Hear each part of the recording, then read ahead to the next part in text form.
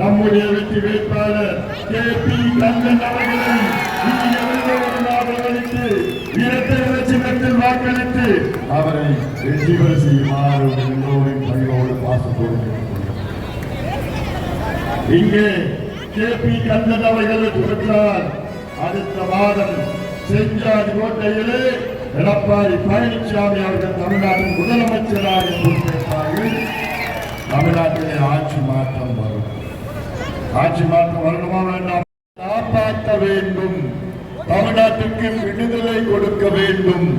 அதற்கு அதிமுக ஆட்சி வர வேண்டும்.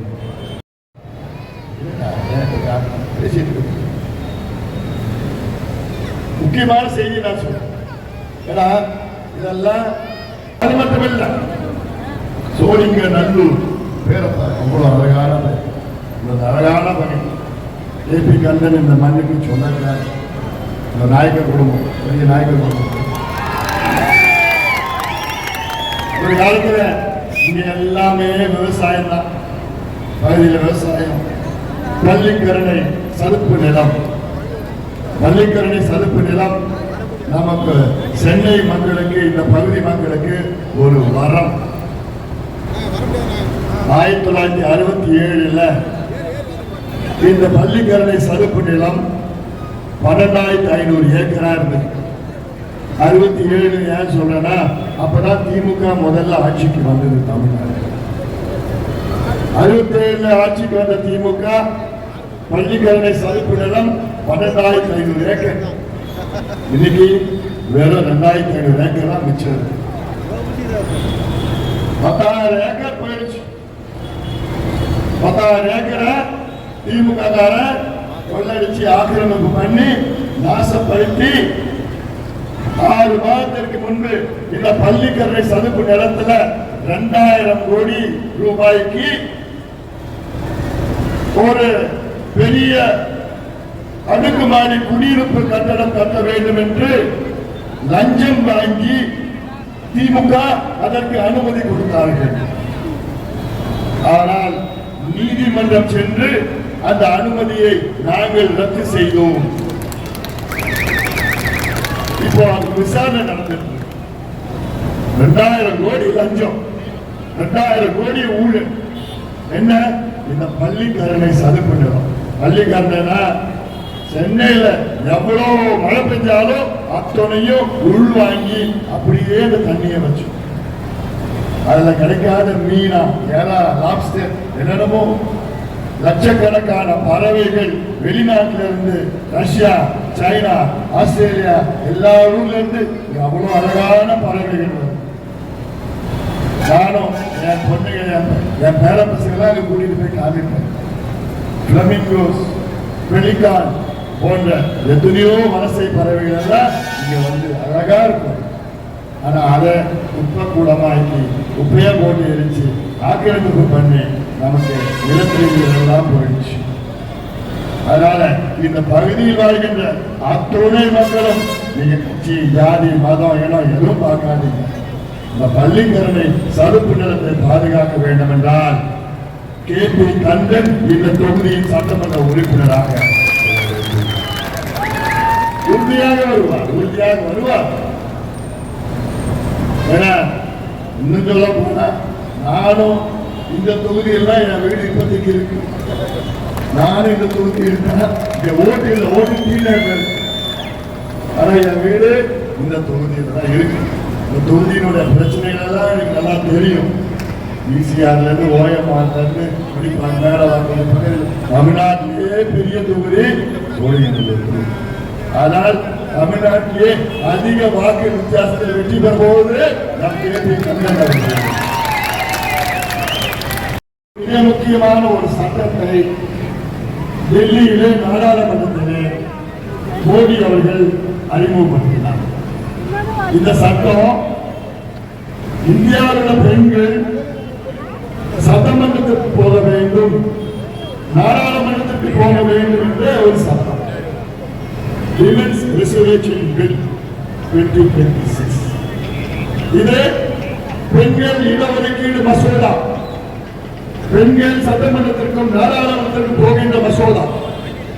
இந்த மசோதாவை நேற்று தமிழ்நாட்டின் முதலமைச்சர் கருப்பு உடை அணிந்து இந்த மசோதாவுடைய நகலை எரித்தார்.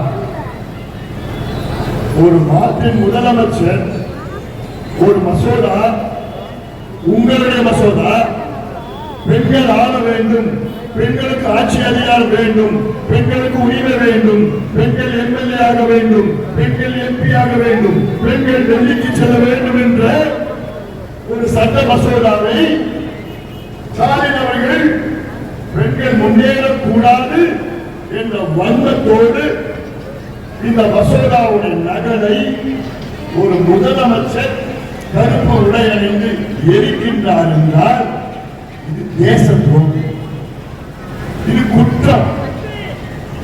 இதற்கு வழக்கு தொடர் வந்தால் உங்களுடைய மின் கட்டணம் கரண்ட் பில்ல 6000 ரூபாய் குறைப்போம். யார் சொன்னது? ஸ்டாலின் அவர்கள். வச்சாங்களா? 56 விழுக்காடு உங்களுடைய மின் கட்டணம் 4 ஆண்டுகளில் உயர்ந்திருக்கிறது. 56 விழுக்காடு. 1500 ரூபாய் கட்டுறீங்க, இன்னைக்கு 2500 ரூபாய். ஸ்டாலின் சொன்னது நீங்க 1500 ரூபாய் கட்டுறீங்கன்னா உங்க பில்லு 900 ரூபாய் வரும்னு சொன்னார் ஸ்டாலின். ஆனா கரண்ட் பில்லு ஏற்றிட்டாங்க, வீட்டு வரியை ஏற்றிட்டாங்க, சொத்து வரியை ஏற்றிட்டாங்க, போக்குவரத்து ஏற்றிட்டாங்க, பால் விலை ஏற்றிட்டாங்க, மண்ணெண்ணெய் ஏற்றிட்டாங்க, பருப்பு ஏற்றிட்டாங்க, எல்லா விலைவாசி ஏறிடுச்சு. உங்க சம்பளம் மட்டும் ஏறும், வருமானம் மட்டும் ஏறும். 6000 ரூபாய், 7000 ரூபாய், 8000 ரூபாய், 10000 ரூபாய் வச்சுக்கிட்டு என்னையா வரணும், என்னையா குடும்பம் நடத்த முடியும்? இதை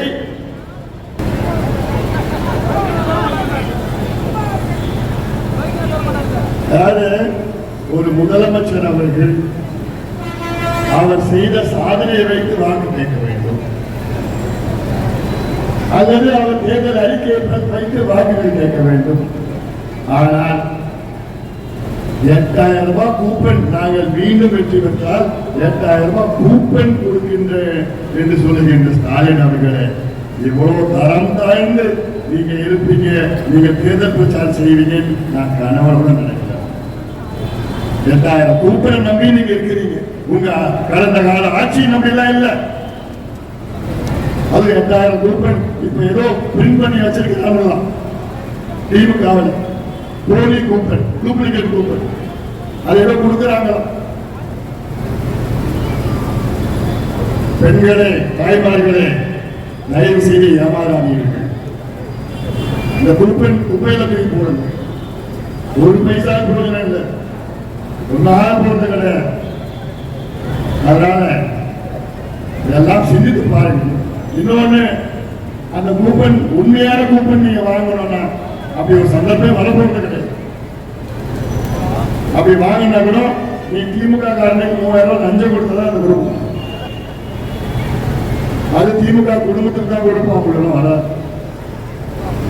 ஆனால் எடப்பாடி பழனிசாமி அவர்கள் சொல்றாரு, நான் ஆட்சிக்கு வந்தவுடன் உங்கள் அனைவருக்கும் 10,000 ரூபாய் பணத்தை உங்கள் வங்கி கணக்கில் நேர்கிறார். 8,000 ரூபாய் ஏமாத்து வேலை ஸ்டாலின் அவர்கள் 10,000 ரூபாய் பணத்தை கொடுக்கின்றார் எடப்பாடி. சமீபத்தில் தேமுதிக தலைவர் பிரேமலதா அவர்கள் ஒரு கூட்டத்தில் ஸ்டாலின் அவர்களை வைத்து ஒரு கூட்டத்தில் பேசுறாங்க. அவங்க பேசுற மைக்கில் பேசுறாங்க. தமிழ்நாட்டில் என்ன பிரச்சனை இருக்கு? என்ன பாலியல் வன்கொடுமை தான் இருக்கு, பெண்களை மானபங்கம் தான் செய்யறாங்க, போதை பொருட்கள் தான் நிறைய இருக்கு, இதை தவிர என்ன இருக்கு? யாரு பேசுறது? பிரேமலதா பேசுறாங்க, முதலமைச்சரை வச்சுக்கிட்டு பேசுறாங்க. தமிழ்நாட்டில் என்ன பிரச்சனை இருக்கு? என்ன பெண்களை பாலியல் வன்கொடுமை தான் இருக்குதா, பெண்களை மானபங்கம் செய்யறாங்க, அது மட்டும்தான் இருக்குதா? குழந்தைகளை எடுத்து கொலை செய்யறாங்க. அது மட்டும்தான் இருக்குதா? போல போறப்போ அது மட்டும்தான் இருக்குதா? லஞ்சா அது மட்டும்தான் இருக்குதா? வேற எதுவுமே இல்லை. நாம தலையெடுத்து இதெல்லாம் கேட்க வேண்டும். இதெல்லாம் நீங்க புரிந்து கொள்ளும். இதுதான் திமுக.